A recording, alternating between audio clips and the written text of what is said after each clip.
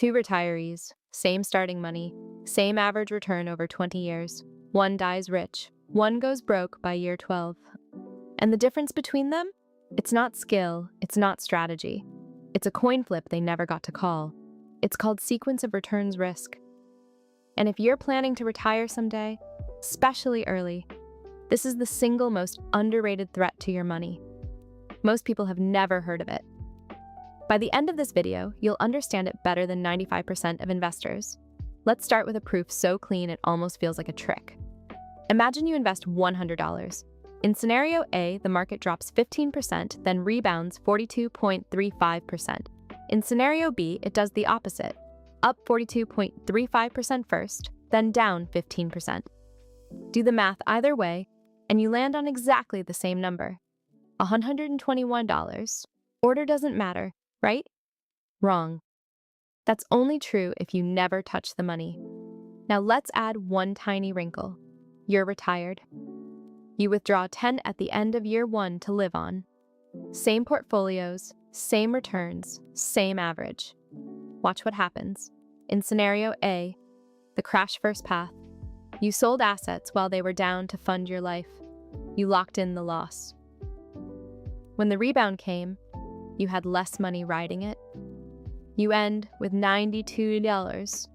In scenario B, where the boom came first, the crash hits a bigger balance and the withdrawal barely stings. You end with $118. $26 doesn't sound like much, but scale that up. A $500,000 portfolio, 30 years of withdrawals. A bad first decade doesn't shrink your retirement, it ends it. Here's the part that broke my brain.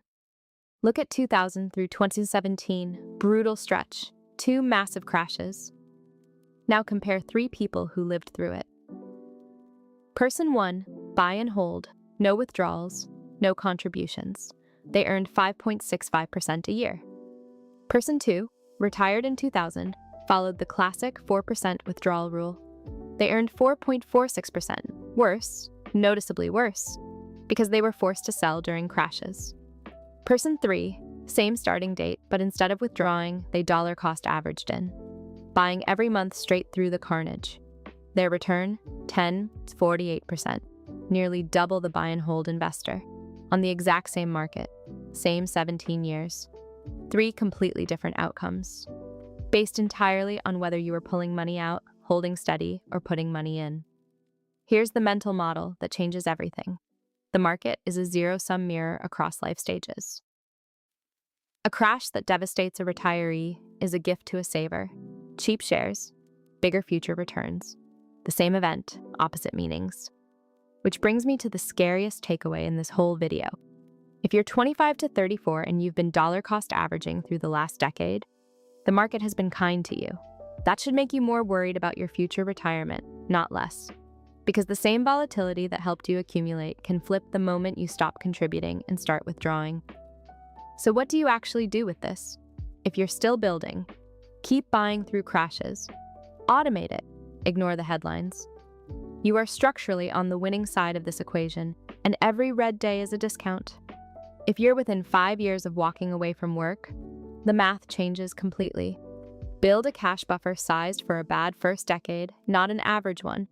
2 to 3 years of expenses in something boring and liquid. That buffer is what lets you not sell stocks in a crash. And not selling in a crash is what breaks the sequence risk trap. The average return you see in a brochure is a lie of omission. The order those returns arrive in decides whether you retire comfortable or terrified. Plan for the order, not the average.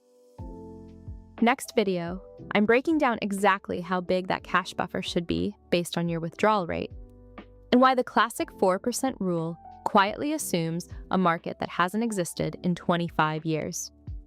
If you've got a take on when you'd actually pull the trigger and retire, drop it in the comments. I read them.